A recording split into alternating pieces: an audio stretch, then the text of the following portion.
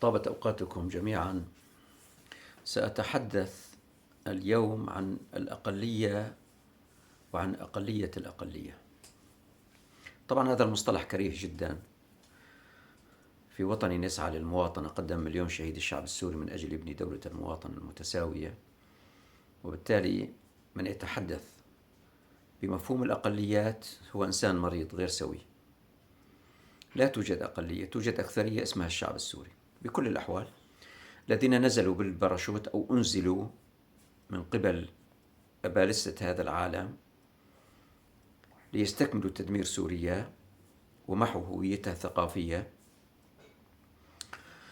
هم الأقلية، هم محسوبون على أساس على السنة، هم يستبعدوا حتى السنة، هم يأتوا باللون الواحد وبالتعيين، من لونهم، من طبعهم، من عقيدتهم العمياء. هذه مشكلة. لابد من التأكيد على أن من يحكم سوريا اليوم أشخاص ربما يتجاوزوا عدد أصابع الكف الواحدة. أحمد الشرع، الشيباني، أبو حدود، وهذا وزير الدفاع، يعني هذول اللي يحكموا سوريا اليوم، وهم أقلية الأقلية. يلجؤون إلى التعيينات من لونهم وبطريقة صادمة حقيقة لا تمت إلى مفهوم الإدارة التاريخي في سوريا. سوريا متطورة إداريا كانت، سوريا لديها نخب إدارية متطورة، لديها خبرة تاريخية متراكمة، وبالتالي من يحكم سوريا هي أقلية الأقليات، إن كان ثمة أقليات كما يدعون.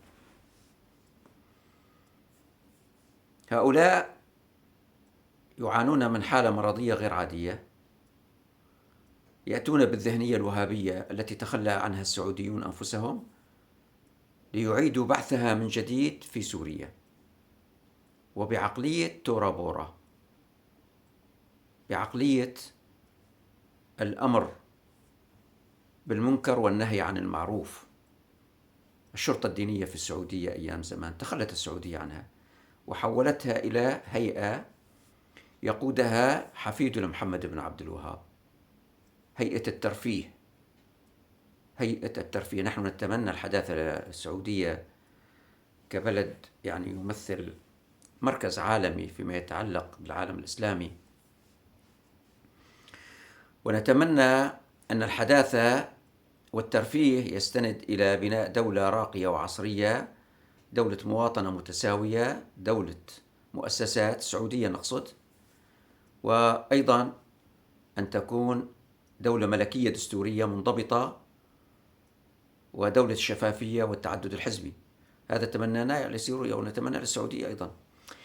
القضية بكل بساطة، السعودية تخلت عن الوهابية بأمر خارجي بكل تأكيد، وحكاها الأمير محمد بن سلمان وقال هم طلبوا منا فيعني دعمنا الوهابية، اليوم ما بدهم بطلنا كما يريد الخارج. يطلع الشيباني يقول نحن منبهرون بهذا المعنى، يعني بالتجربة السعودية الحالية. عمليا يكذب ولا يقول الحقيقة هذا الشيباني، وهو أيضا وعدنا أن يبني النموذج السنغافوري، وهذا لا يمت بأي صلة لهذا النهج اليومي الذي تمارسه هيئة تدمير الشام، وبطريقة فجة بعيدة كل البعد عن ثقافة السوريين وعن تقاليدهم. هذه شام شريف، شام الاعتدال والوسطية. للأسف ما يجري محزن وصادم. هذه الأقلية ستكون معزولة من السنة نفسها كأكبر طائفة دينية في سوريا، هم السنة.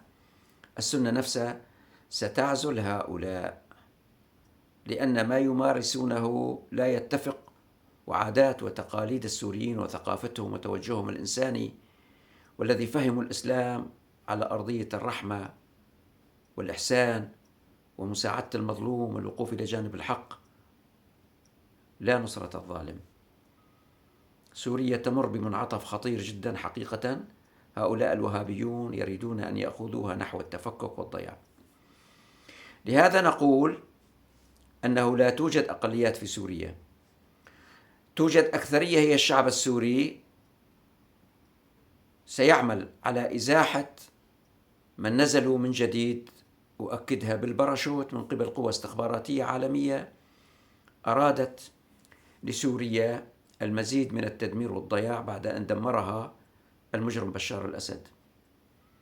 اليوم السوريون هم على موعد، وفي كل يوم وعند كل صبيحة، على أخبار فاجعة وصادمة وغريبة، وهذا سيشكل رد فعل كبير جدا لدى أهلنا السوريون الذين يمتازون بالنزعة المدنية والمحبون للحياة.